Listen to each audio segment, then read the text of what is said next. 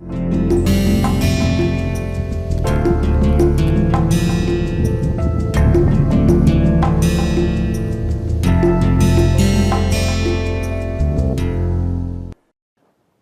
to the course on coding theory.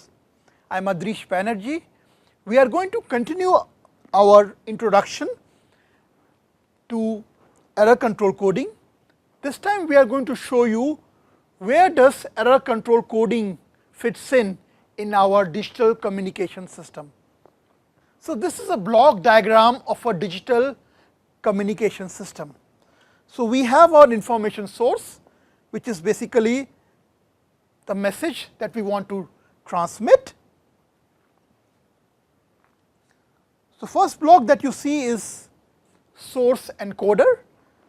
Now source encoder essentially does data compression. It tries to represent the source efficiently in terms of minimum number of bits required to represent the source. So that is basically done by this block source encoder. Now once you have represented, you have compressed your source, the next block is basically data encryption. This is for secrecy, and then the next block, which is of our interest here in this course, is what is known as channel encoder. So it takes into account as input information bits and gives us as output the coded bits. We typically use the symbol U to denote information sequence and the symbol V to denote the coded sequence. So this course essentially will deal with this block of the digital communication system, essentially how to design good error correcting codes and properties of error correcting codes. Now once you have this encoded sequence, you want to send these bits over a communication link. So you need to do digital modulation. Once you have modulated your signal, you want to send it over the transmission medium, which is the channel, and then at the receiver you just have the reverse operation. So once you get a noisy version of the receive sequence, you would like to demodulate the signal, and the demodulated output is then fed to channel decoder, whose job is to estimate information sequence from the receive sequence. We use the notation R for receive signal, received inputs, demodulated signal, and we will use U hat to denote the estimated information bits. Now if U is equal to U hat, there is no error. However, if U is not same as U hat, then there are decoding errors. Now once you decode the information bits, then you would like to de-encrypt to get back your plain text data. So this de-encryption is the opposite action of encryption, and once you get back your plain text, you would like to decompress the signal to get back your original source signal. So that is basically in a nutshell the broad block diagram of a digital communication system. So you can see basically in this course we are interested in this block, we are interested in this block, and of course we are interested in this block as well, because our error control coding strategy depends on what sort of channel we are sending our information bits over. Okay. So I will now explain in a little bit more detail about each of these block diagrams. So the first is basically our source encoder, and as I said, this is essentially does source compression, source coding, and its objective is to represent your source in minimum number of bits required. As we know that our source typically, for example English text, there are a lot of inbuilt redundancies in the text. For example, Q, the letter Q is always followed by U. So if we want to transmit, let us say some words starting with Q, we do not need to transmit U, because in English text, because Q will be always followed by U. So, like that there are a lot of unnecessary redundancy built in into the source, which we would want, which we would like to get rid of, and that is the job of source encoder. So, the source encoder will like to represent our source compactly in a minimum number of bits required. That is basically the objective of this source encoder. So, it does basically data compression. Some examples of data compression techniques is basically Huffman coding, impulsive algorithm. We would not be talking about this because these are topics of interest in information theory.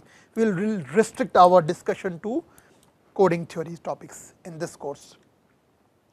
And as I said, basically the input to our channel encoder, we are referring it as information sequence. Now, the next block was of encryption, and the objective of the encryption is to make the data or make the bits secure, so that unwanted users should not be able to find out what has been transmitted.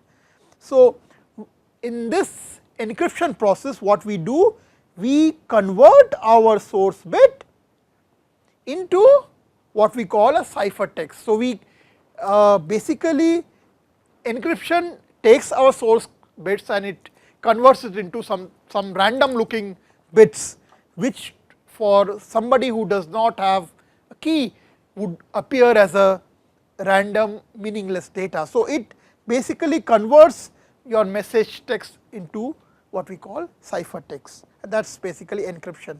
And examples of encryption is data encryption standard, advanced encryption standard, RSA system. The next block was of channel encoder. Now, this is of interest in this course, and what is the objective of this block? We would like to introduce additional redundancies into the source, and with the help of these redundant bits, we would like to detect and correct error induced by transmission errors or storage errors. Basically, we would like to correct or detect those errors. Now, if you are wondering why can't we use the inherent redundant bits which are available in a source, and why don't we just get rid of source encoder and channel encoder, just use the plain source which has inherent some redundant bits. The problem with this is we do not have any control over those redundant bits which are inherent in a source, whereas in our channel encoder, the redundant bits that we are adding have been carefully designed in such a way so as to detect or correct errors. So, this process of basically adding some redundant bits, which we call as parity bits to our message bits, is basically, this process is known as channel coding or error control coding, and this is essentially done to detect or correct error which is caused by transmission medium. In the last lecture, I already gave an example of a simple, very simple code, repetition code. There are, throughout this course, we are going to talk about some other examples of error correcting codes. We use the term code word to denote the encoded sequence out of the channel encoder. Now, once we have the encoded sequence, we would like to transmit that sequence over a communication link. So, what we need to do is modulation. So, modulation maps these code words into actual waveforms which are sent over a communication link. And you are familiar with, I am sure you are familiar with digital modulation techniques such as BPSK, binary phase shift keying, quadrature amplitude modulation, or you have also studied about analog modulation schemes also. The next block in our block diagram was a channel. So, what was channel? Channel was essentially our transmission medium over which we were sending our coded bits. So, the physical transmission medium is known as channel, and this could be a wired medium, for example, our old fashioned phones, or it could be wireless medium. Now, what effect does channel has on the transmitted sequence? As we know, basically the channel corrupts the signal in multiple ways. For example, noise. This basically noise deteriorates the signal. Interference is basically because multiple signals clashing with each other, fading. Basically, if you are, let us say, under some building or something, you may not get a very good signal. So, that is an example of fading, shadowing. Multipath transmission, when you have reflections from multiple buildings, what you receive, if you send just one signal, you get multiple copies with varying attenuation and delay spread. So, essentially channel corrupts our signal that we are transmitting, and it results in errors. And there are various models of channels which are very popularly used. In the last lecture, we did talk about binary erasure channel, which is a very good example for to model basically packet data communication system. And another channel model that we talked about was binary symmetric channel. It's a very simple channel model, typically used to model additive wide Gaussian noise channel with hard demodulation. So, these are some examples of channel models. Now, the next block in our digital communication system was demodulation. So, what does demodulation does?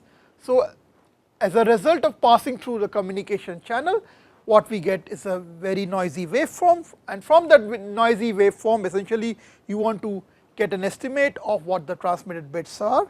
Now, when we try to demodulate or get back original bits, zeros and ones, that is basically what is known as hard demodulation. There is also something called soft demodulation. What if we are getting received noisy values of the received sequence, instead of quantizing them directly to zeros and ones, if we keep it unquantized, then this type of demodulation is known as soft demodulation. Now, what is the advantage of soft demodulation? In hard demodulation, we basically lose lot of information. For example, let us say you consider binary transmission, you are sending zeros and ones, and let us say you are using binary phase shift keying.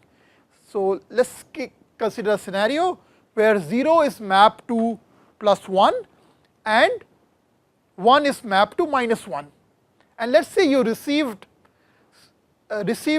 symbol was 0.01. Now, if you were doing hard demodulation, you would demodulate it to be, because its decision threshold will be 0, you will demodulate it to be 0 bit transmitted, but 0.01 could very well be, could have been minus 0.01 if the noise would have been little bit like this thing. So, it is very close to 0. So, in hard demodulation you lose that information. So, if instead of just directly mapping our received sequence, it was 0.01 to 0, if you would have just also kept some idea about how sure we are or how close we think it is to 0 or 1, then that information is useful, and that is captured in soft demodulation. So, in soft demodulation we would not just map 0.01 to 0, we will just say it is 0 with probability 0.51 or 1 with probability 5.49, just like I am just giving an example. So, we lose some information when we go for hard demodulation. So, typically basically when you will see basically if we do soft demodulation, our performance is roughly 2 dB better than if we were just doing hard demodulation. So, most of the modern coding techniques we will basically will be doing soft demodulation, and we will pass on these bits soft values to the decoder, channel decoder, and we will then ask it to do error correction or error detection. So, after demodulation we have channel decoding. As I said, the channel decoder objective is to estimate what was the transmitted information sequence from the received coded sequence, and its objective is also to correct any errors which was caused by transmission error. So, when do we say an error has occurred? If our decoded bit is not same as transmitted bit, we say that decoding errors have occurred. And how do we quantify these decoding errors? We quantify these decoding errors using what we call bit error rate or frame error rate. So, performance of error correcting codes is typically evaluated using these bit error rate and frame error rate. So, what is bit error rate and frame error rate? So, we define a bit error rate as the expected number of information bits that are decoded to be in error. So, for example, if you transmit n information symbols and out of them x basically bits are received in error. So, the bit error rate would be x by n. Similarly, when we are talking about packet data communication, we are interested in, so for example, if any of the bits in the packet, whole packet is in error, we say the packet is in error or the frame is in error. So, frame error rate is defined as number of frames or number of packets in error divided by total number of packets that we have transmitted. So, a frame error rate occurs if any of the bits in your data frame or in your packet is received in error. So, it is a percentage of frames that are in error. This is known as frame error rate. So, when we compare performance of different error correcting codes, what we do is we plot on the y axis bit error rate or frame error rate versus SNR, signal to noise ratio basically. So, how as a performance of when we increase signal to noise ratio, how does our error correcting codes perform? That is how basically we compare two error correcting, that is one way of comparing two error correcting codes. After channel decoder, we have this de-encryption block, and as I said, its objective is to recover back the plain text from the cipher text, and essentially the security of the system lies in the key. And finally, we would like to get back our original source, because remember in source encoder what we did was we did data compression. So, we have been processing this compressed data. So, from the compressed data we would like to get back our original source, and that is basically this source decoder. So, it is reconstruct back the original source bits from the decoded information sequence. And of course, if there are errors, then our final decoded sequence would not be same as what was transmitted. So, with this I will end this lecture. Thank you.